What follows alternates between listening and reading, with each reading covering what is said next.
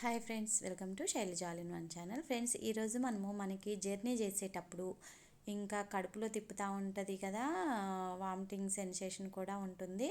అలా ఇబ్బంది లేకుండా ఇవి ఒకటి నోట్లో పెట్టుకొని చప్పరిస్తే చాలండి, మనకి ఆ సిమ్టమ్స్ అన్నీ పోతాయి.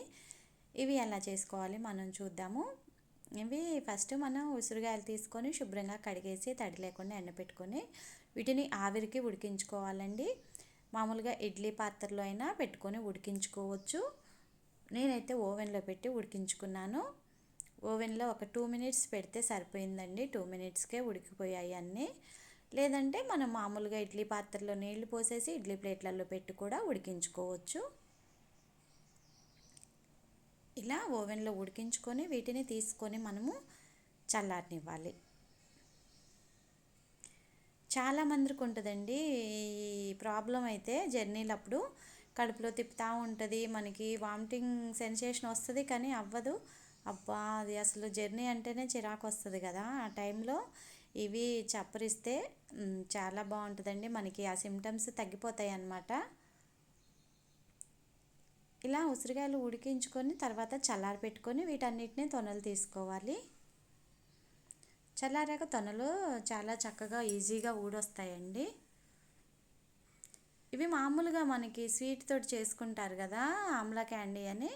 మనకైతే నాకు స్వీట్ నచ్చదండి జర్నీలో, అందుకని నేను ఇలా చేసుకున్నాను.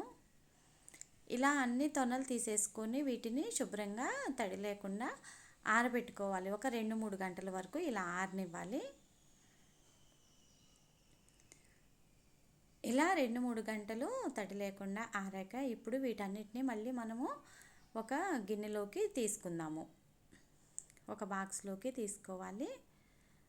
ఆ తర్వాత ఈ బాక్స్లో ఇవి తొనలు వేసుకొని ఇందులో ఇప్పుడు మనం ఉప్పు వేసుకోవాలి. మన టేస్ట్కి సరిపోను ఉప్పు, అంటే ముక్కకి ఉప్పు సరిపోను వేసుకోవాలన్నమాట.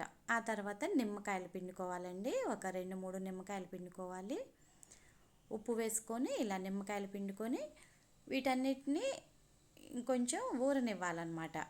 ఇట్లా ఒక రోజు మొత్తం ఇలా ఉంచాలండి.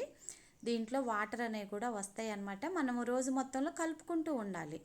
4 గంటలకోసారి 5 గంటలకోసారి మొత్తం మీద ఒక 2-3 టైమ్స్ కలిపితే సరిపోతుంది అనమాట ఒక రోజులో. అంటే ఈరోజు మనం సాల్ట్ నిమ్మకాయ కలిపి పెడితే రేపటి వరకు అలా ఊరనివ్వాలి. అట్లా నిల్వ చేసి తర్వాత మనము అవన్నీ ప్లేట్లో పెట్టుకొని ఇలా ఎండబెట్టుకోవాలి.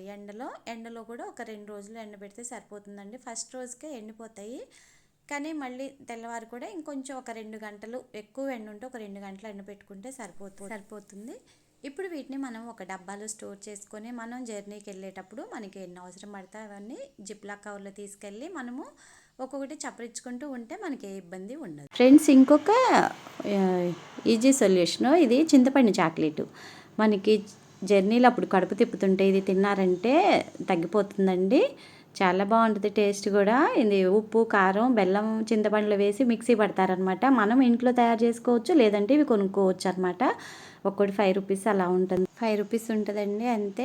మనకి ప్రాబ్లం నుంచే సొల్యూషన్ వస్తుందంటే ఇదే అండి. మనమే వెతుక్కోవాలన్నమాట జర్నీ చేసేటప్పుడు ఎలా అనేసి. నాకు ఉసిరికాయ తిన్నా తగ్గిపోతుంది, ఇది తిన్నా తగ్గిపోతుందండి. ఇప్పుడు నేను వీడియోలో చూపించింది అయితే నిల్వండి. స్టాక్ చేసుకొని మనం ఎప్పుడంటే అప్పుడు తీసుకెళ్ళొచ్చు. మనకి లేదు ఎమ్మటే వెళ్ళిపోతున్నాం అవి లేవు అనుకుంటే మనకి ఇలా పచ్చి ఉసిరికాయలు కూడా తీసుకోవచ్చు అనమాట. ఉసిరికాయలు ఎక్కువ ఉన్నప్పుడు అలా మనము సాల్ట్ వేసి ఎండబెట్టుకొని నిల్వ చేసుకోవచ్చు. నాకు మా అమ్మ పంపించిందండి ఉసిరికాయలు ఇంటి దగ్గర చెట్టుకుంటే, అందుకని నేను మొత్తం అలా చేసేసి పెట్టుకుంటానన్నమాట. ఇప్పుడు మనకి పచ్చి ఉసిరికాయల్లో కొంచెం ఉప్పు వేసుకొని చప్పరిచ్చినా కూడా మనకి జర్నీలో కడుపు తిప్పడం అనేది తగ్గిపోతుంది.